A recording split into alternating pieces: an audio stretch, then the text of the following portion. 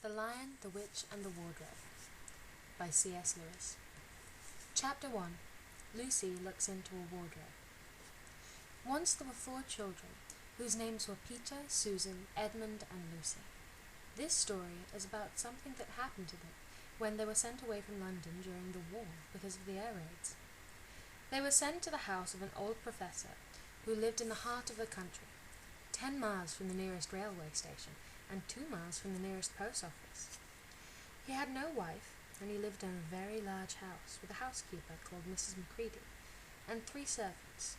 Their names were Ivy, Margaret, and Betty, but they don't come into the story that much. He himself was a very old man, with shaggy white hair which grew over most of his face, as well as on his head, and they liked him almost at once. But on the first evening, when he came out to meet them at the front door, he was so odd-looking that Lucy, who was the youngest, was a little afraid of him, and Edmund, who was the next youngest, wanted to laugh and had to keep on pretending he was blowing his nose to hide it. As soon as they had said good-night to the professor and gone upstairs on the first night, the boys came into the girls' rooms, and they all talked it over. "We've fallen on our feet, and no mistake," said Peter. "This is going to be perfectly splendid. That old chap will let us do anything we like." "I think he's an old dear," said Susan. "Oh, come off it," said Edmund, who was tired and pretending not to be tired, which always made him bad-tempered. "Don't go on talking like that." "Like what?" said Susan. "And anyway, it's time you were in bed." "Trying to talk like mother," said Edmund. "And who are you to say when I'm to go to bed? Go to bed yourself." "Hadn't we all better go to bed?" said Lucy. "There's sure to be a row if we're heard talking here." "No, there won't," said Peter. "I'll tell you, this is the sort of house where no one's going to mind what we do.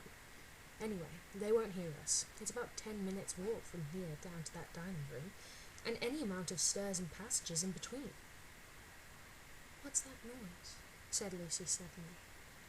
It was a far larger house than she had ever been in before, and the thought of all those long passages and rows of doors leading into empty rooms was beginning to make her feel a little creepy. "Oh, it's only a bird, silly," said Edmund. "It's an owl," said Peter. "This is going to be a wonderful place for birds. I shall go to bed now. I say, let's go and explore tomorrow. We might find anything in a place like this. Did you see those mountains as we came along? And the woods? There might be eagles. There might be stags. There'll definitely be hawks." "Badgers," said Lucy. "Foxes," said Edmund. "Rabbits," said Susan. But when next morning came, there was a steady rain falling, so thick that when you looked out of the window you could see neither the mountains, nor the woods, nor even a stream in the garden. "Of course it would be raining," said Edmund. They had just finished their breakfast with the professor, and were upstairs in the room he had set apart for them, a long, low room with 2 windows looking out, one in one direction, and 2 in another. "Do stop grumbling, Ed," said Susan. 10 to 1, it'll clear up in an hour or so, and in the meantime we're pretty well off. There's a wireless and lots of books." "Not for me," said Peter.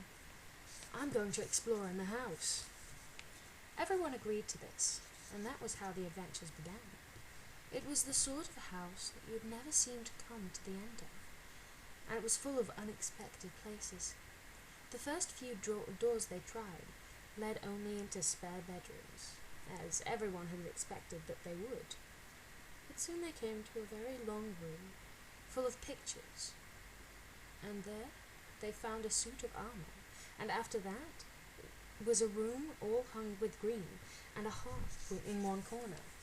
Then came 3 steps down and 5 steps up, and then a kind of little upstairs hall, and a door that led out onto the balcony, and then a whole series of rooms that led into each other, and were lined with books, most of them very old books, and some even bigger than a Bible in a church.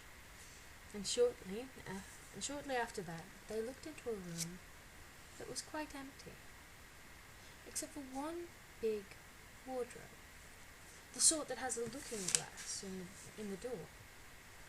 There was nothing else in that room at all, except a dead blue bottle on the windowsill. "Nothing there," said Peter, and they all trooped out again. All except Lucy. She stayed behind because she thought it would be worthwhile trying the door of the wardrobe, even though she felt almost sure that it would be locked. To her surprise, it opened quite easily, and 2 mothballs dropped out. Looking into the inside, she saw several coats hanging up, mostly long fur coats. There was nothing Lucy liked so much as the smell and feel of fur.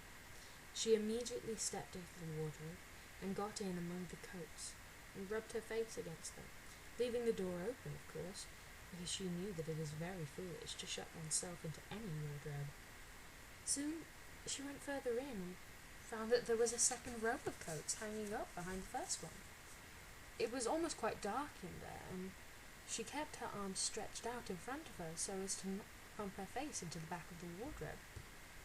She took a step further in, then 2 or 3 steps, always expecting to feel woodwork against the tips of her fingers. But she could not feel it.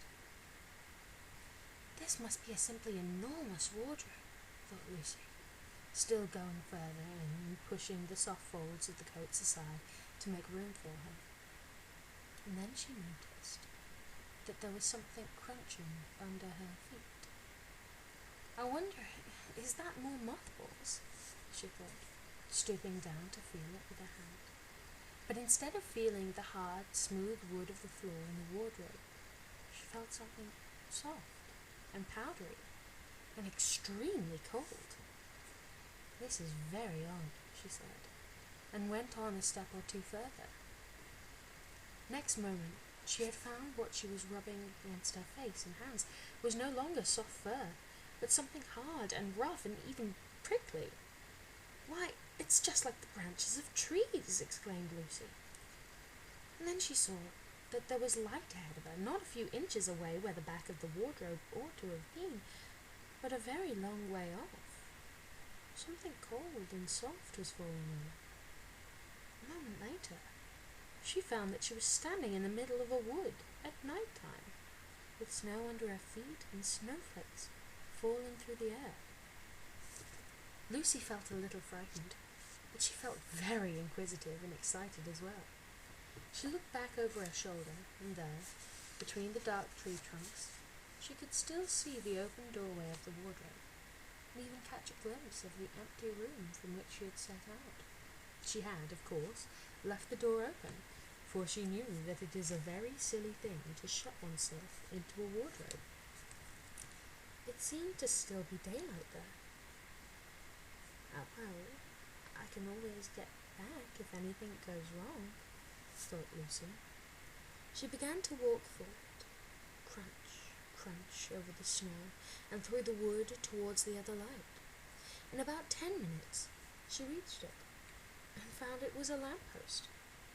As she stood looking at it, wondering why there was a lamppost in the middle of a wood, and wondering what to do next, she heard a pitter-patter of feet coming towards her, and soon after that, a very strange person stepped out from among the trees into the light of the lamppost. He was only a little taller than Lucy herself, and he carried over his head an umbrella, white with snow. From the waist upwards he was like a man, but his legs were shaped like a goat's.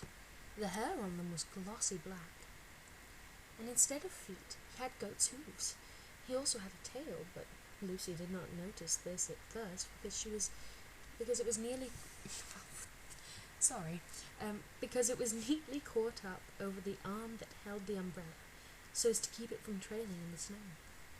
He had a red woolen muffler around his neck, and his skin was rather reddish too. He had a strange but pleasant little face, with a short pointed beard and curly hair, and out of the hair there stuck 2 horns, one on each side of his forehead. One of his hands, as I said, held the umbrella, and the other arm he carried several brown paper parcels. What with the parcels and the snow, it looked just as if he had been doing his Christmas shopping. He was a fawn, and when he saw Lucy, he gave such a start of surprise that he dropped all of his parcels. "Goodness gracious me!" exclaimed the fool.